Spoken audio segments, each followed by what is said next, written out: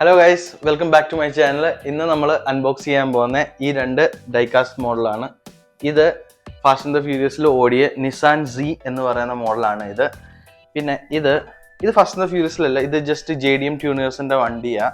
ഇത് ഹോണ്ടന്റെ NSX R എന്ന് പറഞ്ഞ ജാപ്പനീസ് മോഡൽ വണ്ടിയാണ്, ജപ്പാൻ സ്പെക്ക് വണ്ടിയാണ് ഇത്. അപ്പം ഇന്നത്തെ വീഡിയോ നമ്മൾ ഈ രണ്ട് കാറ് അൺബോക്സ് ചെയ്തായിരിക്കും തുടങ്ങുന്നത്. അപ്പോൾ എല്ലാവരും വീഡിയോയിലേക്ക് പോയത്. അപ്പോൾ ഗൈസ്, നമുക്ക് ഇതേന്ന് തുടങ്ങാം.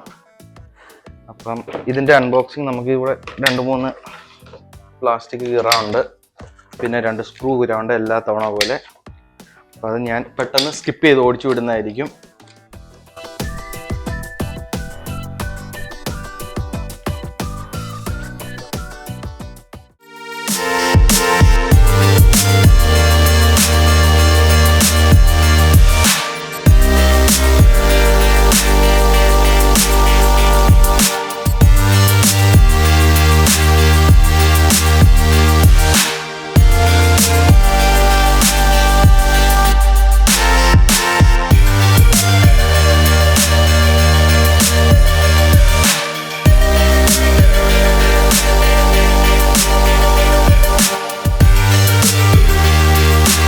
അപ്പോൾ ഗൈസ്, ഇതായിരുന്നു 370ൻ്റെ വിശേഷങ്ങൾ. ഇനി നമ്മൾ അടുത്ത പോകുന്ന ഹോണ്ട NSX R-ലോട്ടാണ്. അപ്പം നമുക്ക് ഇത് തുറക്കാം.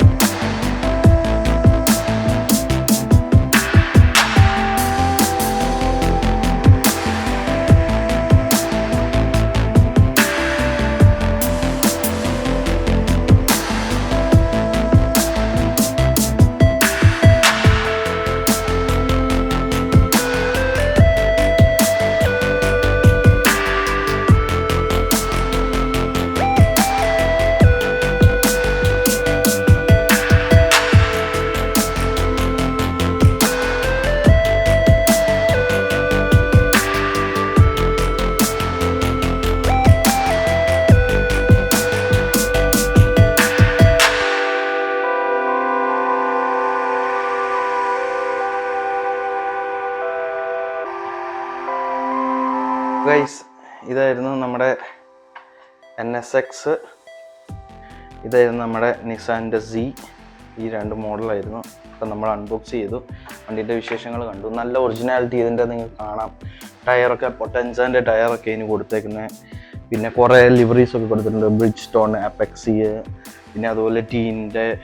ഇതൊരു റേസിംഗ് സ്പെക്ക് NSX ആയി ഈ വണ്ടി. ഇത് ഫാസ്റ്റ് ആൻഡ് ദ ഫ്യൂരിയസിൽ ഫീച്ചർ ചെയ്ത ഒരു നിസാൻ്റെ C മോഡലാണിത്. നിങ്ങൾക്ക് ഇതിൻ്റെ അലോയ്സ്, ടയേഴ്സ് കാണാം. നല്ല ഡീറ്റെയിലിംഗ് എന്ന് പറഞ്ഞാൽ അങ്ങറ്റം ഡീറ്റെയിലിംഗ് ആണ് കൊടുത്തേക്കുന്നത്.